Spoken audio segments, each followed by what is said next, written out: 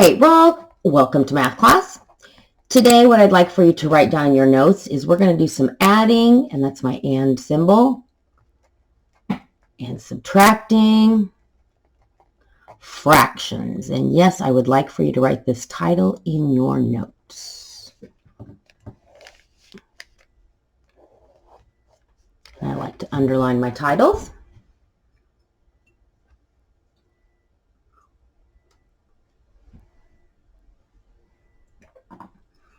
All right, hopefully you've got that title written down. So when I give you a fraction that looks something like this, and we're going to write 2/5 plus 1/3. When adding fractions, we have to have what we call a common denominator. In our notes in the past, we've learned that the denominator is our bottom number. We notice that this is a 5 and this is a 3. These are not common denominators. I like to take my fractions and I like to actually turn them this direction, because then that gives me opportunity to change my denominators. So I will notice that I have here a 5 on the bottom of my denominator and a 3 on the top. I'm sorry, a 3 on the other denominator. So you will notice these two here are not the same. We need to make them a common denominator.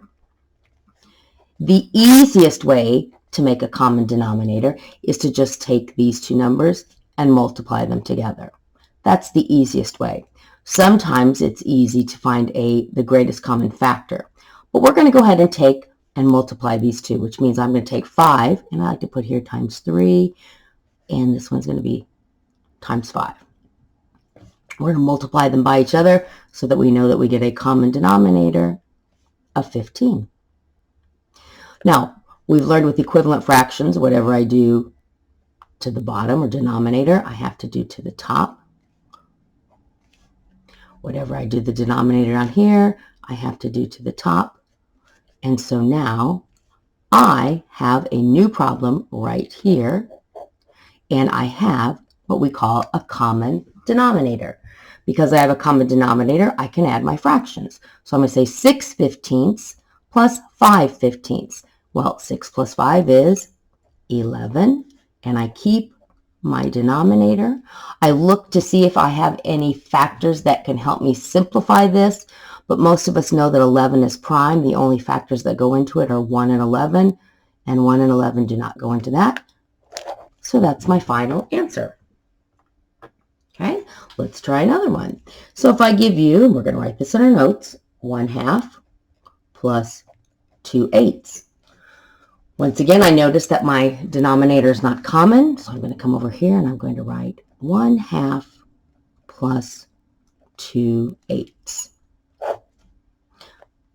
I need to change my denominators. Once again, we see that this one is a 2,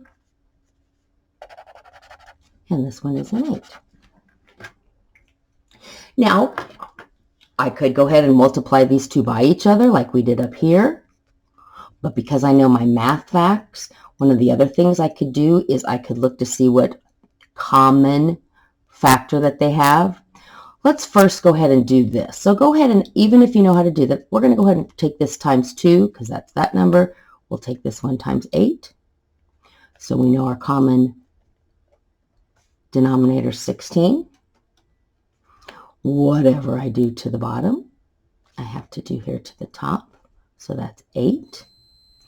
And this one I multiplied by 2, so I have to multiply this one by 2 to get 4. I have a common denominator. 8/16 plus 4/16 is 12/16. Now, before I can circle my final answer, I have to see if they have any common factors. And if you know the factors for 12, they are 1, 2, 3, 4, 6, and 12. And the factors for 16 are 1, 2, 4, 8, and 16. You will notice the largest factor I have in common is a 4. So that means we can simplify this answer to get 3/4 for my final answer. All right, I'll give you opportunity to write this down.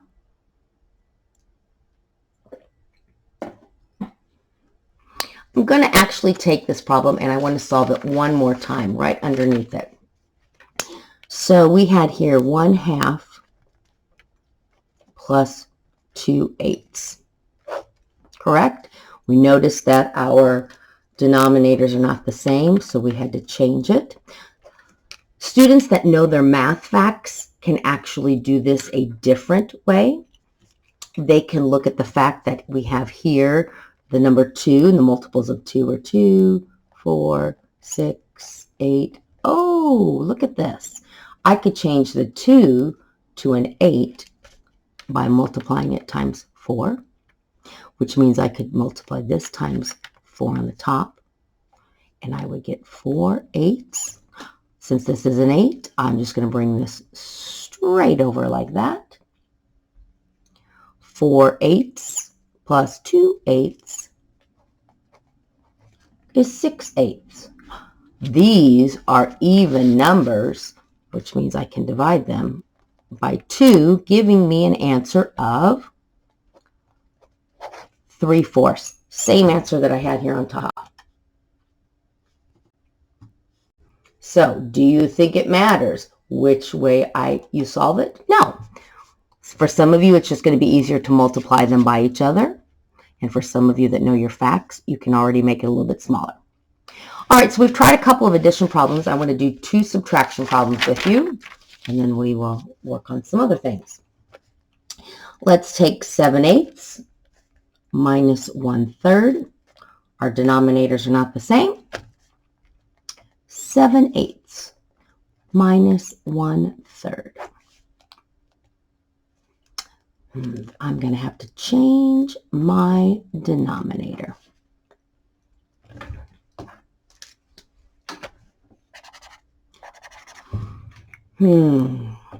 I think the best thing for me to do is probably just multiply them by each other.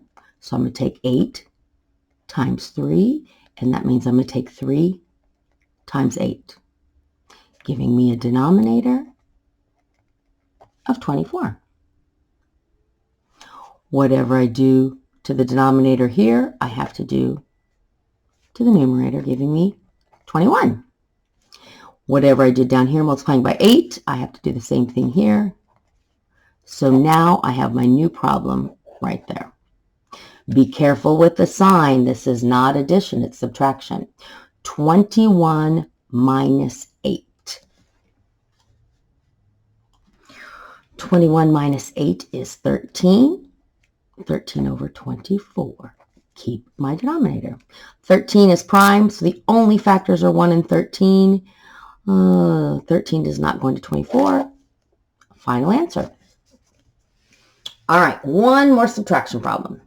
I'm going to give you 5/6 minus 2/9.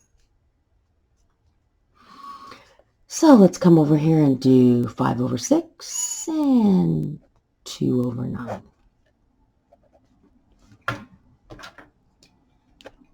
Those of you that know how to do this and want to work ahead, you sure can. We notice that my denominators are not the same. We need to find a common denominator. Let's do the simple way. For those of you that are struggling with this, we're going to multiply these two by each other. Times 9 times 9.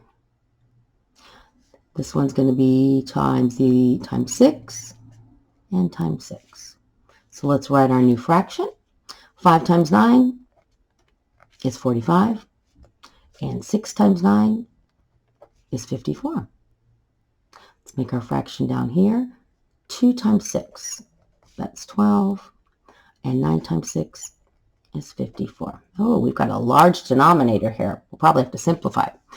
Once again, we're subtracting 45 minus 12. Well, 5 minus 2 is 3.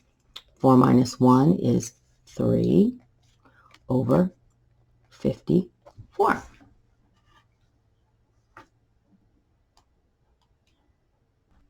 Now, if I go to my factor sheet, I can look up the common factors for 33 and 54.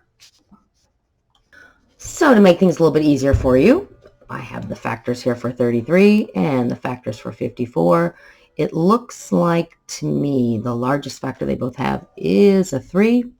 So that means I'm going to have to simplify this with a 3, giving me an answer of 11. And what does the 3 match with here? It looks like it matches with 18.